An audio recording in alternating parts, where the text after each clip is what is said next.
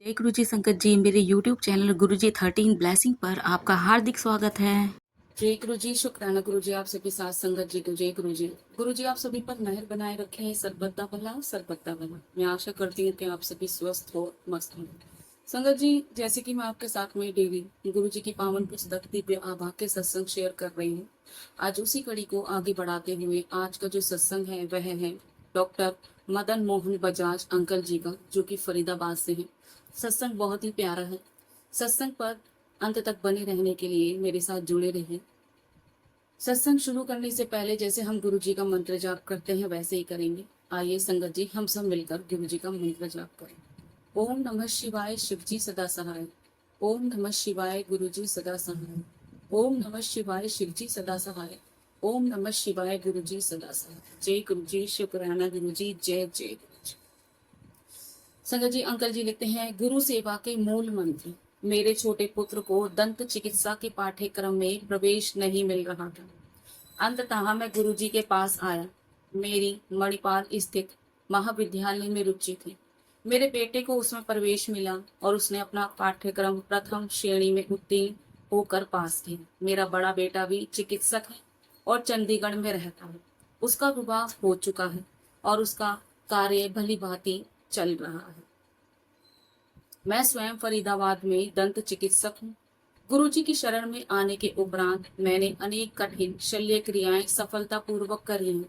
प्राय रोगी के स्वास्थ्य के कारण उन्हें कठिन कहना उचित होगा, किंतु गुरुजी की कृपा से रोगी चिकित्सा के पश्चात तुरंत संतुष्ट रहे हैं।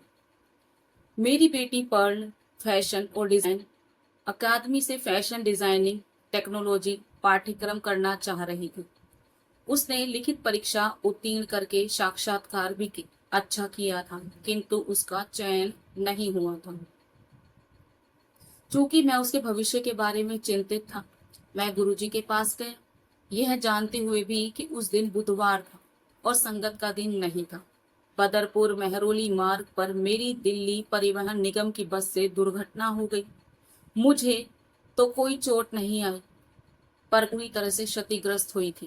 कार का बोनट मुड़ गया था, उसका रेडिएटर, एसी, उसकी जालियां और सामने की बत्तियां भी सब टूट गए थे। इसके बाद भी वह टूटी फूटी कार चली और उसी से 15 से 20 किलोमीटर की यात्रा करके मैं गुरुजी के निवास पर पहुंचा। गुरुजी वहां पर नहीं थे। मुझे बताया गया कि उन्हें अभी आने में देर हो जाएगी। जैसे ही वापस आने के लिए तत्पर हुआ तो गुरुजी की कार मेरे सामने आकर रुकी। गुरुजी ने मुझे देखा। मैं हाथ जोड़कर खड़ा था और मेरे आंसू बह रहे थे। गुरुजी वहां कोई 5 मिनट तक खड़े रहे और फिर भीतर चले गए। मुझे प्रसाद और लंगर दिया गया। गुरुजी ने संदेश दिया कि मेरी जीवन रक्षा हुई थी। नई कार आ जाएगी और चिंता करने की कोई आवश्यकता नहीं है। मुझे घर लौटना है और सब ठीक हो जाएगा। मैं कार वापस ले गया। अगले दिन सुबह जब हुंडई के मिस्त्री मरम्मत के लिए कार लेने आए तो उन्होंने उसको क्रेन से उठाकर ले जाना पड़ा और उन्हें विश्वास नहीं हुआ। इस प्रकार क्षतिग्रस्त होने के बाद भी वह एसी के साथ 50 किलोमीटर चली थी। रेडिएटर में जल नहीं था, बैटरी का काम भी नहीं कर रही थी और एसी भी क्षतिग्रस्त था। फिर भी गुरुजी की कृपा से वह 50 किलोमीटर चली थी। इस दुर्घटना के पश्चात मैं नई गाड़ी लेकर आया। जय गुरु जी, शुक्राना गुरु जी। यह अंकल कहते हैं कि वो खुद डेंटिस्ट थे और फरीदाबाद में वो एक अपने डेंटिस्ट का जो क्लिनिक था अंकल जी का, वो चला रहे थे। वो अच्छा चल रहा था। उनके जो बड़े बेटे हैं वो भी डॉक्टर ही हैं और इनके जो छोटे बेटे हैं अंकल जी के, वो भी चाहते थे कि वो भी डेंटिस्ट ही बने और उनका जो पाठ्यक्रम था उसमें वो प्रवेश लेना चाह रहे थे डेंटिस्ट पाठ्यक्रम में, लेकिन उनका वहां पर नंबर नहीं आ रहा था। अंकल जी बड़े परेशान थे। जब ये बात उन्होंने गुरुजी से कही तो उनका, जैसे कि अंकल जी चाह रहे थे मणिपाल यूनिवर्सिटी से, वहां से उनका डेंटल के कोर्स में नंबर आ गया और वो डेंटल चिकित्सा कर पाए। और कहते हैं कि प्रथम श्रेणी में अपने पाठ्यक्रम में वो प्रथम श्रेणी में फर्स्ट क्लास डिवीजन से वो पास हुए थे और अब वो अच्छा कर रहे हैं। वो चंडीगढ़ में अपना, उनका भी एक क्लिनिक है। आगे कहते हैं जो इनके बड़े बेटे हैं उनका भी अच्छा चल रहा है, वो भी डेंटिस्ट ही हैं और उनका विवाह भी हो चुका है और वो भी अच्छा कार्य कर रहे हैं। इसके अलावा वो बताते हैं कि उनकी बेटी जो है वो पर्ल फैशन डिजाइनिंग अकादमी से फैशन डिजाइनिंग करना चाहती थी, लेकिन क्या हुआ कि रिटन टेस्ट में वो पास हो जाती थी, लेकिन इंटरव्यू में उसका चयन नहीं हो पा रहा था। अब क्या था, रिटर्न टेस्ट तो पास हो रहा था बार बार, लेकिन इंटरव्यू रह जाता था। इसी बात से अंकल जी बड़े परेशान थे, और यही परेशानी लेकर वो गुरुजी से मिलने के लिए जब अपने घर से निकले, तो कहते हैं उस दिन बुधवार का दिन था और उनको पता था कि संगत नहीं लगती है, लेकिन अपने बच्चों की परेशानी को देखते हुए वो गुरुजी के पास जाना चाह रहे थे। और कहते हैं कि जैसे ही वो अपनी कार में बदरपुर मेहरोली मार्ग पर पहुंचे, तो डीटीसी एक बस थी, उनसे उनकी कार की भिड़त हो गई। और कहते हैं कि उनको तो कोई चोट नहीं आई, लेकिन कार पूरी तरीके से डैमेज हो गई, और वो इतनी बुरी तरीके से डैमेज हुई थी कि उसका जो बोनेट था वो भी मुड़ गया था, उसका रेडिएटर भी खराब हो गया था, और एसी की जालियां भी सब की सब टूट गई थी, यहाँ तक कि सामने की बत्तियां भी वो भी टूट गई थी। और वो टूटी फूटी उसी कार से 15 से 20 किलोमीटर की यात्रा करके गुरुजी के निवास पर पहुंचे थे। जब कहते हैं कि जैसे वो वहां पहुंचे तो पता चला गुरुजी तो है नहीं, उनको आने में समय लग जाएगा। अब वो बड़े परेशान, जैसे ही वो वापसी आने लगे तो वो देखते हैं कि सामने से गुरुजी की गाड़ी आ रही है। वो गुरुजी की गाड़ी आते हुए देखकर वहीं रुक गए। उन्होंने हाथ जोड़ लिए, गुरुजी जब कार से उतरे तो उन्होंने उनको देखकर हाथ जोड़ लिए और उनकी आंखों से आंसू बहने लगे। गुरुजी 5 मिनट तक वहीं पर रुके रहे और फिर बाद में अंदर चले गए, और उनको ये बोला गया कि उन्होंने उनको नया जीवन दान दिया है, और बाद में उनको लंगर प्रसाद और प्रसाद दिया गया, और बोल दिया गया कि सब कुछ ठीक होगा, चिंता करने की कोई आवश्यकता नहीं है। वो कहते हैं कि अब उसी टूटी फूटी कार से फिर वो वापस अपने घर गए। कैसे ये पॉसिबल था, 50 किलोमीटर वो टूटी फूटी कार, जो कि इसका रेडिएटर टूट गया, एसी भी टूट गया, यहाँ तक कि बत्ती भी, हेडलाइट भी टूट गई थी। वो कहते 50 किलोमीटर तक वो कार चल के आई थी। और जब अगले दिन जो हुंडई कार का जो मैकेनिक था वो आया, तो वो कहते कार इतनी क्षतिग्रस्त हो गई थी कि उसको क्रेन से उठाकर ले गए थे, और वो भी बड़े असमंजस में थे। जो मैकेनिक महोदय थे वो भी सोच रहे थे कि ये 50 किलोमीटर तक कैसे इसको वापस लेकर आए हैं, उनकी भी समझ में नहीं आ रही थी। खैर कार तो उन्होंने नहीं ले ली थी, लेकिन जो दुर्घटना हुई थी और क्षतिग्रस्त हुई थी कार, उसको देखकर हर कोई असमंजस में पड़ गया था कि कैसे पॉसिबल है कि ऐसी टूटी फूटी कार से वो 50 किलोमीटर तक की यात्रा करके अपने घर वापिस आए थे। और सब गुरु जी की कृपा थी। जय गुरु जी, शुक्राना गुरु जी। अंकल जी बताते हैं, मेरी बेटी को विशेष साक्षात्कार के लिए बुलाया गया और उसे गुरु जी के जन्म दिवस पर प्रातः 11 बजे प्रवेश मिल गया, और बड़े मंदिर में समारोह आयोजन में कार्यरत था। उसने अपना पाठ्यक्रम बहुत अच्छे से किया और इसी बीच 2 छात्रवृत्तियां भी मिली। यह सब गुरु जी की दया है। जय गुरु जी, शुक्राना गुरु जी। कहते हैं कि जब गुरु जी ने कहा ठीक है हो जाएगा सब, उसके बाद अंकल जी की बेटी को, आंटी जी को इंटरव्यू के लिए बुलाया गया। और जब उनका इंटरव्यू हुआ, कहते हैं उस दिन गुरु जी का बर्थडे था, और अंकल जी गुरु जी के आश्रम में सेवारत थे, कार्य कर रहे थे, और 11 बजे उनकी बेटी को वहां पर प्रवेश मिल गया था। और उन्होंने जो अपना पाठ्यक्रम था, जो वो करना चाहती थी, उसमें बहुत अच्छा प्रोग्रेस किया, और इतना अच्छा प्रोग्रेस किया था कि उनको 2 बार छात्रवृत्ति मिली थी, उनको 2 बार स्कॉलरशिप मिली थी, और ये सब गुरु जी की दया से ही था। जय गुरु जी, शुक्राना गुरु जी। अंकल जी आगे लिखते हैं, पिछले 2-3 वर्षों से मेरा कार्य ठीक नहीं चल रहा था। मेरा परिवार पूर्ण रूप से मेरे ऊपर ही निर्भर था, और घर के व्यय के लिए भी समुचित आय नहीं हो रही थी। मैं अपना घर बेचना और व्यवसाय छोड़ना चाह रहा था। आर्थिक समस्याओं से मैं कुंठित हो चुका था। एक श्रद्धालु और मेरे पुत्र ने गुरुजी को मेरी समस्याओं के बारे में बताया। गुरुजी की कृपा हुई और उसी चिकित्सालय से घर का व्यय निकलने लगा। धीरे धीरे मैंने सब ऋण भी उतार दिए। इस अंतराल में मैंने केवल गुरुजी से विनती करी। गुरुजी में मेरी आस्था से सदा लाभान्वित किया है। मेरे घर और चिकित्सालय दोनों स्थानों पर गुरुजी के मंदिर हैं। संगत में जो गुरबानी सुनी जाती है, उन्हें मैं अपने चिकित्सालय में भी बजाता हूँ। मेरे अधिकतर रोगी मेरे से गुरुजी के बारे में प्रश्न करते हैं और गुरुबानी सुन के बड़े प्रसन्न होते हैं। जय गुरुजी, शुक्राना गुरुजी।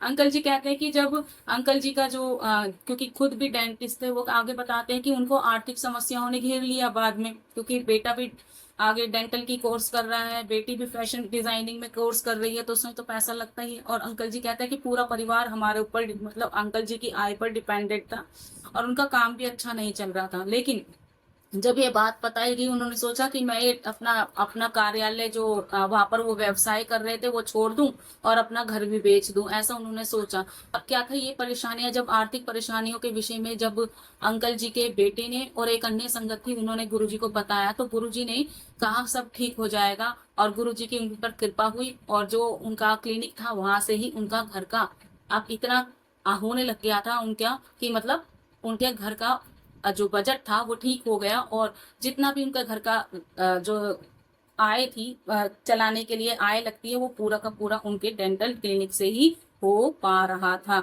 इसके अलावा वो कहते हैं कि जब जब उन्होंने गुरुजी को पुकारा, उन्होंने उन साथ दिया, कभी भी उनकी अरदास खाली नहीं गई। वो आगे बताते हैं कि गुरुजी का मंदिर उनके घर पर भी और उनके क्लिनिक पर भी है, और जो संगत में गुरुजी के गुरबानी और सबक चलते हैं, वही वो अपने डेंटल क्लिनिक पर चलाते थे, अपने क्लिनिक पर बजाते थे। तो जो भी संगत आती थी, यानी कि जो भी पेशेंट आता था, वो सुनते थे गुरबानी को, बड़े खुश होते थे और गुरुजी के बारे में जरूर पूछते थे। तो एक तरीके से अंकल जी भी यहाँ पर इनडायरेक्टली लोगों को गुरुजी से जोड़ रहे थे। जय गुरुजी, शुक्राना गुरुजी। अंकल जी आगे लिखते हैं, गुरुजी द्वारा शल्य चिकित्सा। 4-5 वर्ष पूर्व एक 73 वर्षीय महिला जो अमेरिका में रहती थी, अपने पुत्र के साथ अपने जबड़े की हड्डी को ठीक कराने मेरे पास आए। अमेरिका में चिकित्सकों ने उच्च रक्तचाप के कारण उसकी शल्य क्रिया करने से मना कर दिया था। शल्य चिकित्सा की अवधि में उसका रक्तचाप 160 से 180 हो सकता है और 200 तक भी पहुंचने की संभावना थी। दिल्ली में कोई भी चिकित्सक इसके लिए तत्पर नहीं था। उनके हट करने पर भी मैं मना करता रहा। फिर उनकी बेटी ने गुरुजी का चित्र देखा और शल्य क्रिया करने को कहा। उसका विश्वास था कि गुरुजी के होते हुए कोई अशुभ घटना कभी घट ही नहीं सकती, और मैंने शल्य चिकित्सा की तैयारी कर ली। शल्य क्रिया अविशेषक निश्चेतना में करी गई और उसमें 2-3 घंटे लगे। शल्य क्रिया होते हुए 2 बार निश्चेतन विशेषज्ञ ने कहा कि रोगी डूब रही है, पर शल्य क्रिया पूर्ण हो गई। रोगी ने अपनी बेटी को बताया कि वो 2 अवसरों पर उन्होंने गुरुजी को श्वेत वस्त्रों में देखा, और दोनों बार उन्होंने उनको आश्वासन दिया कि सब ठीक हो जाएगा। शल्य क्रिया के उपरांत भी कोई सूजन या उनको दर्द नहीं हुआ। रोगी ने कहा कि वह साईं बाबा की भक्त है, पर गुरुजी ने उनको जीवन दान दिया है। उन्होंने मेरे से गुरुजी का एक चित्र भी लिया। यद्यपि वह 73 वर्षीय पिछले 2 वर्षों से दर्दनाशक औषधियां खा रही थी, पर इस क्रिया के बाद उन्होंने ऐसी किसी औषधि का सेवन कभी नहीं किया। यह केवल गुरुजी के कारण ही संभव हुआ। मुझे प्रतीत होता है कि वह शल्य क्रिया हम 3 चिकित्सकों ने ना करके स्वयं गुरुजी ने ही की थी। जय गुरुजी, शुक्राना गुरुजी। यहाँ पर कितना मिरेकल बताया अंकल जी ने, कि एक अमेरिकी महिला थी जो कि अमेरिका से में रहती थी, और उनकी जो थी, उनका जबड़े का ऑपरेशन करना था, और जो जबड़े की हड्डी थी वो हो जाती है, किसी की परेशानी हो जाती है उस चीज को लेकर। तो वहां पर क्या था, अमेरिका में भी उनका इलाज नहीं हो रहा था। कितनी विचित्र बात है संगत जी, अमेरिका में इलाज नहीं हो रहा था, और उन्होंने बहुत सारे चिकित्सकों को दिखाया, लेकिन सब ने हाथ खड़े कर दिए, क्योंकि उनका बीपी बहुत ज्यादा हाई था। और जब शल्य क्रिया की जानी थी, वैसे उनका बीपी जो था 160 से 180 के बीच रहता था, लेकिन जब शल्य क्रिया की जानी थी तो अंकल जी बताते हैं कि 200 के आसपास भी उनका बीपी पहुंच सकता था, हाई बीपी हो जाता। वो कहते सब ने मना कर दिया था, तो उन्होंने कहते वो मेरे से जबरदस्ती बोलने लगे, करने लगे कि आप ही शल्य क्रिया करेंगे। लेकिन यहाँ पर अंकल जी कहते हैं कि मैंने उनको बार बार मना किया, लेकिन वो जब माने ही नहीं, और बाद में जब उन्होंने मेरे क्लिनिक पर गुरुजी का जो मंदिर था वो देखा, गुरुजी का स्वरूप देखा, तो उनकी बेटी ने बोला कि आप शल्य क्रिया करेंगे, और गुरुजी हैं जो, उनके रहते हुए उनकी मदर को कुछ नहीं होगा, सब कुछ अच्छा होगा। एक अननोन व्यक्ति जिसने कभी गुरु जी को नहीं देखा, नहीं जाना, उन पर पूरी आस्था जताई। इट मीन्स सोल उनकी जानती थी। हम शरीर तो नहीं जानता हम कब से जुड़े हैं गुरु जी से, लेकिन हमारी आत्मा जरूर पहचान लेती है हमारे गुरु को। अब आंटी जी के विश्वास को देखते हुए अंकल जी में भी थोड़ा सा विश्वास जागा और उन्होंने भी शल्य क्रिया की तैयारी शुरू कर दी। अब क्या हुआ कि जो उनको बेहोश किया गया, यहाँ अधिवेशक निश्चेतना मतलब बेहोशी की हालत में उनका, आपको पता ही है कि दांत भी निकालते हैं जब भी लगाते हैं ना, सुन्न कर देते हैं, इंजेक्शन लगाया जाता है कि सुन्न कर देते हैं दांत को। अब क्या जबड़े का करना था, तो उन्होंने क्या किया, उनको बेहोशी की हालत में रखा गया। और कहते हैं जब बेहोशी की हालत में उनको रखा गया तो कई बार वो फेडअप हो गई थी, और इतनी फेडअप हो गई थी, फेल्ट हो गई थी, मतलब कि डॉक्टर जो थे वो परेशान हो गए थे। अन्य अकेले तो नहीं कर सकते वो काम, अन्य और भी 2 डॉक्टर और थे, वो कहते कि बार बार फेल्ट हो रही है आंटी, लेकिन वो कहती है दोनों बार जब वो फेल्ट हुई तो उनको सफेद कपड़ों में गुरुजी दिखाई दिए, व्हाइट चोले में गुरुजी उनको 2 बार दिखाई दिए। और गुरुजी ने उनको कहा कि सब ठीक हो जाएगा, चिंता करने की कोई आवश्यकता नहीं है। हालांकि वो 73 साल की लेडी थी। कहते जब उनका सक्सेसफुली ऑपरेशन हो गया, ठीक हो गई वो, तो कहते ना उनको उनको क्या था, कोई सूजन भी नहीं रही और बिल्कुल भी दर्द नहीं था आंटी जी को। और कहते हैं हालांकि वो साईं बाबा की भक्त थी, लेकिन उन्होंने गुरुजी, कहती कि उनको गुरुजी ने नया जीवन दान दिया। उन्होंने ये बात अपनी बेटी को बताई और बाद में आंटी जी ने गुरुजी का स्वरूप जो है अंकल जी से लिया और यह कहा कि उन्होंने उनको नया जीवन दान दिया है। और अपना मिरेकल भी बताया कि 2 बार जब वो फेल्ट हुई तो गुरुजी दोनों बार उनको व्हाइट चोले में दिखाई दी और कहा कि चिंता करने की जरूरत नहीं है, सब ठीक हो जाएगा। अब वो कहते कि अब पहले वो जो थी मेडिसिन ले रही थी, वो पेन किलर ले रही थी, लेकिन जब उनका ऑपरेशन हुआ उसके बाद उनको पेन किलर की आवश्यकता ही नहीं पड़ी। और जब ये घटना जो मिरेकल जो उन्होंने अपनी बेटी को बताया तो इनको अंकल जी को पता चला, तो वो कहते हैं कि शल्य क्रिया हम लोगों ने नहीं, हम 3 लोगों ने मिलकर नहीं, सिर्फ अकेले गुरु जी ने की थी, क्योंकि गुरु जी उनको वहां पर दिखाई दिए थे। जय गुरु जी, शुक्राना गुरु जी। आगे अंकल जी लिखते हैं, मेरे मित्र की सहायता। मेरे एक मित्र की 8 वर्षीय पुत्री के हृदय में वाल्व में समस्या थी और उसे दिल्ली में स्थित एस्कॉट चिकित्सालय में शल्य क्रिया करवाने का परामर्श दिया गया था। शल्य क्रिया की तिथि निश्चित हो गई थी। मैंने गुरुजी से उस बच्ची को आशीर्वाद देने की विनती करी तो उन्होंने मुझे प्रसाद और पुष्प दिए, जो मैंने उसके माता पिता को दे दिए। शल्य क्रिया के उपरांत उसकी अवस्था चिंताजनक थी। गुरुजी ने कहा सब ठीक हो जाएगा। मैं रात्रि को 1 बजे स्पॉट में जाकर माता पिता से मिला तो वह चिंतित थे। मैंने उनको प्रसाद दिया और गुरुजी का कहा हुआ दोहरा दिया। गुरुजी द्वारा मुझे दिया हुआ उनका अपना चित्र भी मैंने उनको दे दिया। उसे बेटी के कक्ष में रखने को कहा। गुरुजी के कथानुसार वह बच्ची शीघ्र ही ठीक हो गई, परंतु 1 वर्ष के उपरांत उसकी अवस्था पुनः बिगड़ गई। गुरुजी उस समय जालंधर में थे।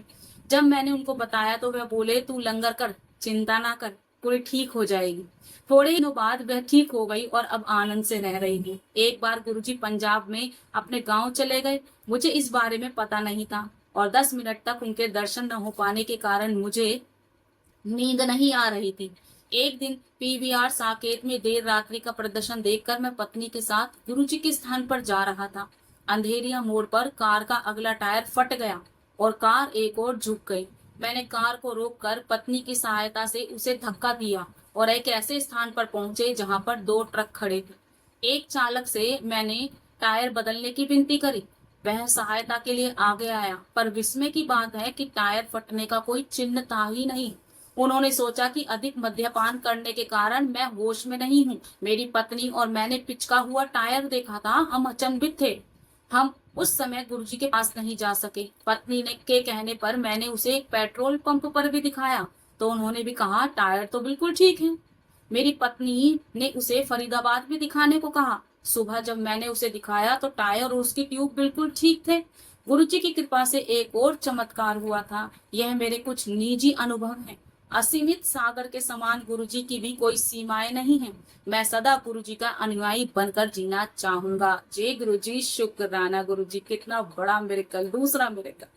वो कहते हैं कि यहाँ बताया उन्होंने कि उनके जो एक मित्र थे, उनकी बेटी का वाल्व का ऑपरेशन होना था, एक्सपोर्ट में होना था, और उन्होंने इस बारे में गुरुजी से विनती करी तो गुरुजी ने उस बच्ची के लिए पुष्प दिए थोड़े से और प्रसाद दे दिया बच्ची को खाने के लिए। अब क्या हुआ, संगत से जब वो वहां से निकले हैं तो रात को 1 बजे वो एस्कॉर्ट पहुंचे।